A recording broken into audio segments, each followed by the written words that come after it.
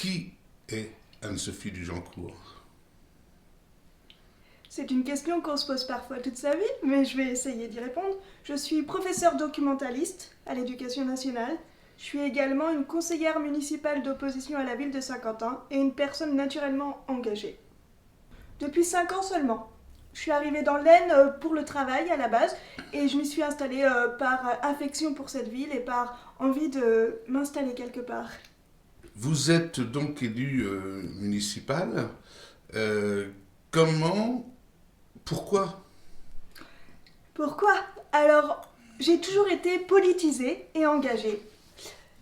Néanmoins, quand s'est présenté le temps d'aller voter pour les municipales, j'ai regardé les candidats et je me suis dit, il n'y en a pas qui me correspond.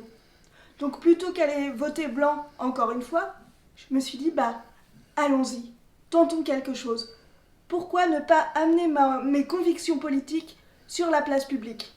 Et donc, avec des amis et différents membres de partis politiques de la gauche, nous nous sommes regroupés et nous avons décidé de former la liste L'Alternative pour Saint-Quentin. Quel sentiment tirez-vous de cette première année d'exercice? Alors, nous sommes en effet deux. Il y a Julien Callon qui est premier de liste et moi-même deuxième de liste. Et ce que je retire de cette première année d'exercice, c'est déjà beaucoup d'enthousiasme, parce que je suis très heureuse et très fière d'être dans un conseil municipal pour porter des idées. Aussi de la frustration, je dois le reconnaître, car je découvre le fonctionnement interne d'un conseil et la complexité de pouvoir faire passer ses idées. Et beaucoup de motivation, voilà, parce que je sais qu'il nous reste encore 5 ans pour intervenir, pour progresser et pour faire en sorte que nos projets prennent vie. Avez-vous le sentiment, au cours de cette année, d'avoir déjà gagné un peu quelque chose par rapport à la majorité municipale? Alors, si je me dois d'être tout à fait honnête politiquement, pas encore, néanmoins, je remarque que nos opposants politiques nous écoutent. Parfois rient, certes, mais nous écoutent. Et que nous avons aussi de plus en plus d'échos de la part de la population saint-quentinoise qui nous interpelle, qui nous sollicite, qui nous pose des questions. Donc ça veut dire que nous commençons à exister sur la place politique et ce n'est que le début. Anne-Sophie Dugencourt, quels sont, dans les 2 années à venir, les vrais projets sur lesquels vous allez vous battre? Alors, il y en a beaucoup. Cependant, ceux qui sont pour nous la priorité, ils sont 3. D'abord, la question de la santé à Saint-Quentin. Comme beaucoup de villes en France, Saint-Quentin souffre du manque de médecins de ville, souffre du manque de praticiens spécialisés. C'est criant.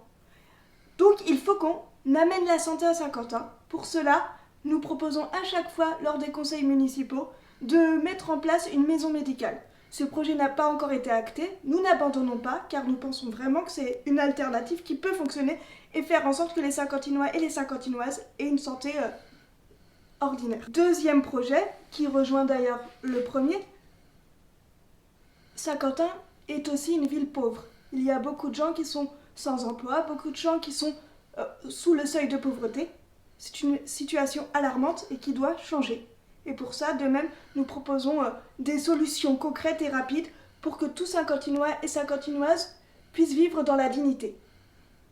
Et enfin, le dernier projet qui fait écho aux 2 autres, nous sommes aussi une liste qui se dit écologique, non pas par cet effet de mode qu'on peut voir dans les grandes villes de France, c'est vraiment une conviction profonde que nous voulons nourrir et mettre en place dans toutes les propositions que nous ferons à la mairie, car il est urgent de prendre en compte la crise climatique, non pas de façon punitive envers les citoyens, mais de façon positive, avec des actions très concrètes qui leur permettront de faire des économies financières, de s'alimenter mieux, de vivre mieux.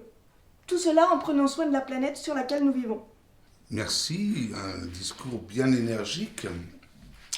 J'imagine que pour aller au bout de vos combats, vous allez avoir besoin d'avoir des élus au niveau départemental, au niveau régional. Les élections arrivent. Avez-vous des candidats? Bon, étant donné le calendrier, je m'étonne pas que vous me posiez cette question. Donc, comme je vous le disais en introduction, l'alternative regroupe différents partis politiques. Nous sommes tous à sensibilité de gauche et pour nous, il est indispensable qu'il y ait une force de gauche qui existe aux prochaines élections départementales et régionales. Il y aura donc bien des membres de l'alternative pour Saint-Quentin aux prochaines élections. Je ne vous dirai pas les noms, car la liste n'est pas encore officielle, mais nous serons sur la place et nous ne lâcherons rien. Il est inenvisageable que l'extrême droite emporte les cantons. Voilà qui est bien clair. Je vous remercie pour ces quelques mots, cet entretien. Peut-être voulez-vous profiter de l'instant pour délivrer un message aux Saint-Quentinoises, les petits et les grands.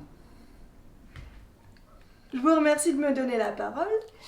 Et oui, j'ai un message à transmettre aux Saint-Quentinoises et à leur engeance. Voilà. Nous sommes bien conscients que la crise sanitaire ne nous a pas encore permis d'aller à la rencontre de chacun et chacune. C'est un grand regret. Mais vous pouvez être certains et certaines que dès que ce sera possible, nous irons vers vous. Car nous avons l'envie de faire quelque chose qui est dans le commun, dans le collectif. Et d'ailleurs, vous pouvez déjà entrer en contact avec nous via les plateformes numériques, via un compte Facebook et via une adresse mail que vous verrez apparaître en bas. Voilà, n'hésitez pas à venir nous interpeller. Nous sommes là pour porter vos mots à vous aussi. Et nous souhaitons, dès que possible, vous retrouver en chair et en os, avec la plus grande joie. Courage à tous et surtout, gardez de l'espoir. On en a et on s'en servira pour porter les idées lors des prochains conseils municipaux et d'agglomération. À très bientôt. Merci beaucoup. Merci à vous.